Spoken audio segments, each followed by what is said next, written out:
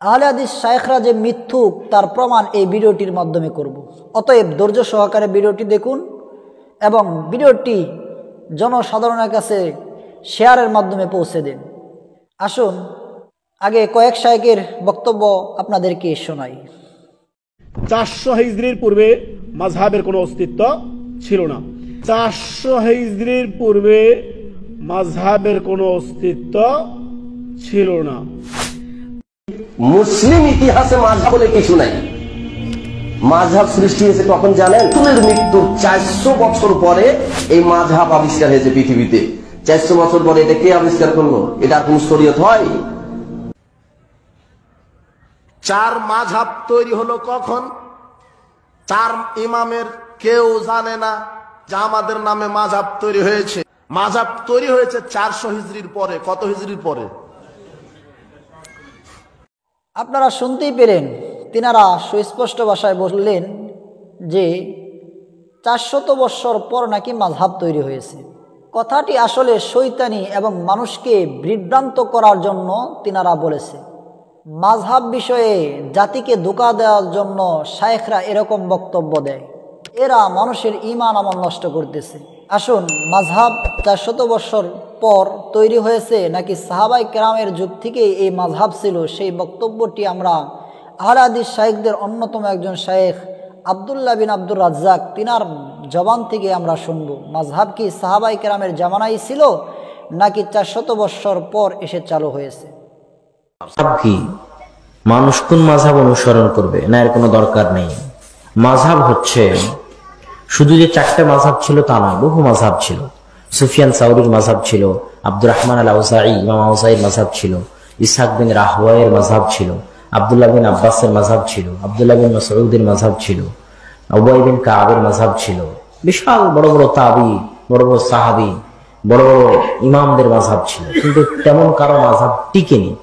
মাত্র 4টে মাযহাব টিকেছে, একটা হানাফি, একটা শাফি, একটা হাম্বলি, একটা মালিকি। মাযহাব মানে হচ্ছে চলার পথ, চলার রাস্তা। কোরআন এবং হাদিস নিজে থেকে বুঝতে যাওয়া ঠিক নয়। কোরআন এবং হাদিস নিজে থেকে বুঝতে যাওয়া কি নয়? ঠিক নয়। কিভাবে বুঝতে হবে? মাযহাব অনুযায়ী বুঝতে হবে। হয় আপনি হানাফি মাযহাবের থ্রু দিয়ে কোরআন এবং হাদিস বুঝেন। মাযহাবকে ইংরেজিতে বলা হয় স্কুল অফ থট, চিন্তার স্কুল। তো কোরআন এবং হাদিস বুঝবেন কোন স্কুল অফ থট দিয়ে? হানাফি স্কুল অফ থট দিয়ে, হাম্বলি স্কুল অফ থট দিয়ে, মালিকি স্কুল অফ থট দিয়ে, শাফি স্কুল অফ থট দিয়ে। যে 4টে মাযহাব ছিল তা নয়, বহু মাযহাব ছিল। সুফিয়ান সাউরির মাযহাব ছিল, আব্দুর রহমান আল আউজাঈ ইমাম আউজাঈর মাযহাব ছিল, ইসহাক বিন রাহওয়ায়ের মাযহাব ছিল, আব্দুল্লাহ বিন আব্বাসের মাযহাব ছিল, আব্দুল্লাহ বিন মাসউদের মাযহাব ছিল, উবাই বিন কাবের মাযহাব ছিল। বিশাল বড় বড় তাবি, বড় বড় সাহাবী, বড় বড় ইমামদের মাযহাব ছিল।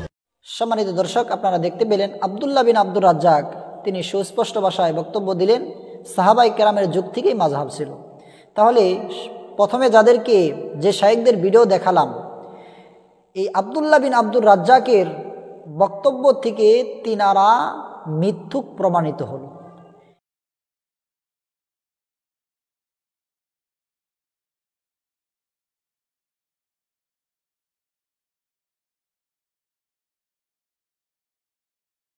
কোরআন এবং হাদিস এক, জীবন চলমান।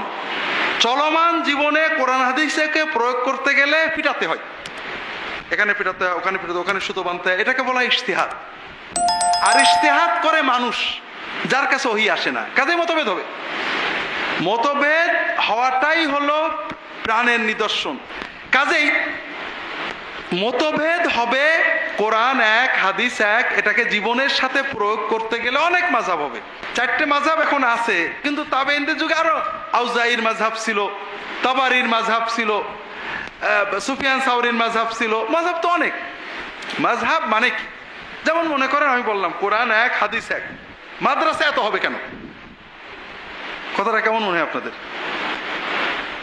ঠিক আছে তো কথাটা? হ্যাঁ, কোরআন এক হাদিস এক, মাদ্রাসা এত কেন? কথাটা ঠিক তো? ঠিক।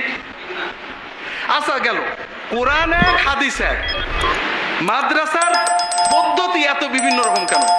কেউ কওমি, কেউ আলিয়া, কেউ হেফজ পড়াচ্ছে, কেউ হেফজ বাদে পড়াচ্ছে, এত সিস্টেম কেন? না যায় যেগুলো, ঠিক না? না, বিষয়টা হলো মাযহাবকে দিন মনে করা, এটা আমাদের ঈমান নষ্ট করে দেবে। অর্থাৎ কেউ যদি মনে করে কোরআন হাদিস বুঝি না, মাযহাবে যা আছে তাই, কোরআনে উল্টো থাকলেও কিছু নেই, এটা শিরক। ইত্তাখাযু আহবারহুম ওয়া রুহবানাহুম আরবাবা। কিন্তু মানুষ কিভাবে দিন পালন করবে? কোরআন হাদিস মানতে হবে। যারা মাযহাব মানেন না, আমরা তো তাদের অনেকের প্রচন্ড মহব্বত করি, আহলে হাদিস ভাইদের সবকিছু ভালো, কিন্তু মাযহাব বিষয়ে মাঝে মাঝে এমন কাজ করেন যেটা খুব বিরক্তিকর। আহলে হাদিসের ভাইরাই বললেন যে আহলে হাদিসদের ভিতরে মাযহাব আরো বেশি। আহলে হাদিসের প্রত্যেক আলেম এক একজন ইমাম, তার আবার কিছু অনুসারী আছে।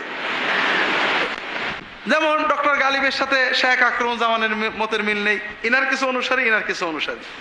আবার শেখ আব্দুর রাজ্জাক বিন ইউসুফের সাথে হয়তো শহীদুল্লাহ খান মাদানির মিল নেই, ইনার কিছু অনুসারী, ইনার কিছু অনুসারী। এখন কি করবেন? আসলে তো জীবন চলমান, কোরআন হাদিস এক, কোরআন হাদিস থেকে বুঝে জীবনে প্রয়োগ করতে গেলে মতভেদ হবে। ভিডিওটি বেশি থেকে বেশি শেয়ার করে দেন। আজকে এ পর্যন্তই, দেখা হবে নতুন কোনো ভিডিওতে। আসসালামু আলাইকুম ওয়া রাহমাতুল্লাহ।